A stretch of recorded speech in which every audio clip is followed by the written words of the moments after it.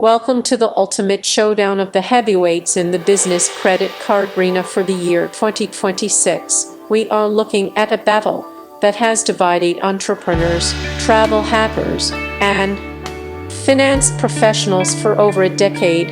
On one side, we have the Chase Inc. Business Preferred, which is often cited as the undisputed king of value and versatility. And on the other side, we have the American Express Business Gold card, which is the gold standard for high-spending automation and lifestyle perks. Choosing between these two cards is not just about picking a piece of plastic. It is about choosing a currency ecosystem and a rewards strategy that will define how your business travels and how you maximize your operational expenses. In 2026, the stakes are higher than ever because costs have risen and the competition for award seats has intensified, meaning the points you earn and how you use them can be the difference between a profitable year and a break-even one. Let us begin by breaking down the cost of entry, because this is the first filter for most business owners. The Chase Inc. Business Preferred maintains its incredibly competitive position with an annual fee of just $95. This price point is deceptively low for the power it packs, making it accessible to everyone from a side hustler with a small e-commerce store to a mid-size agency with decent ad spend.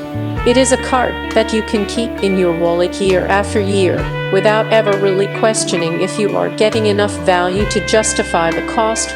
On the other hand, American Express Business Gold has moved into a much higher premium tier, with an annual fee that sits at $375 in 2026. This is a significant jump over Chase, and it forces you to do the math. You cannot just hold the Amex Gold passively. You have to actively engage with its credits and its earning categories to ensure that the $375 is an investment rather than a drain on your resources. However, cost is only one part of the equation. The real magic lies in the earning structures. The American Express Business Gold is famous for its artificial intelligence-like adaptability. It earns 4 membership rewards points per dollar on your top 2 spending categories each billing cycle automatically, capped at $150,000 in combined spend per year.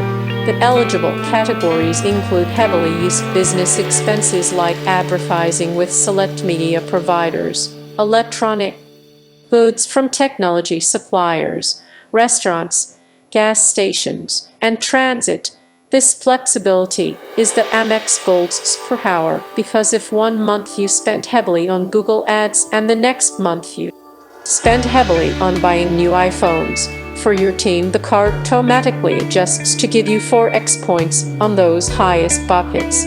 This set-it-and-forget-it mechanism is ideal for business owners who do not want to micromanage their spending or constantly switch cards.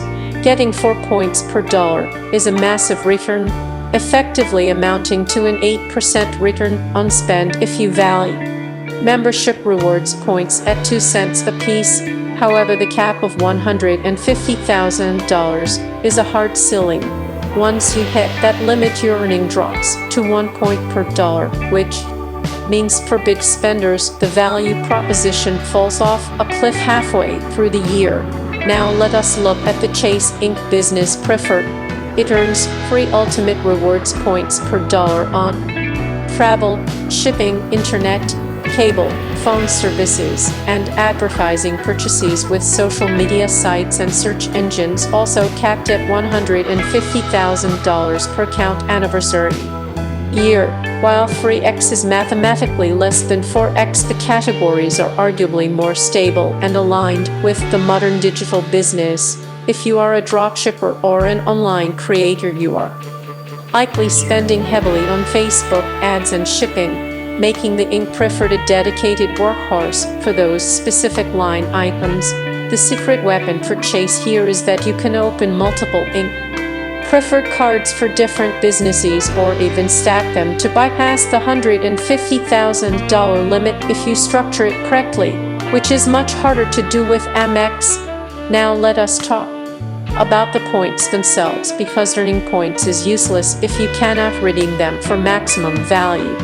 This is where the philosophy of the two ecosystems diverges. Chase Ultimate Rewards points are often considered the most user-friendly currency in the game. The reason for this is primarily one transfer partner, which is Hyatt. In 2026, Hyatt remains the sweet spot of the hotel world, allowing you to book 5-star luxury resorts for 25,000 points a night when the cash price is over $1,000. This singular redemption option gives Chase points a floor value that is incredibly high. Additionally, the Chase Inc. Preferred allows you to redeem points through the Chase Travel Portal at a rate of 1.25 cents per point, giving you guaranteed solid return even if you do not want to deal with transfer partners. Amex membership rewards points, on the other hand, are more volatile, but have a higher potential ceiling if you are a sophisticated traveler.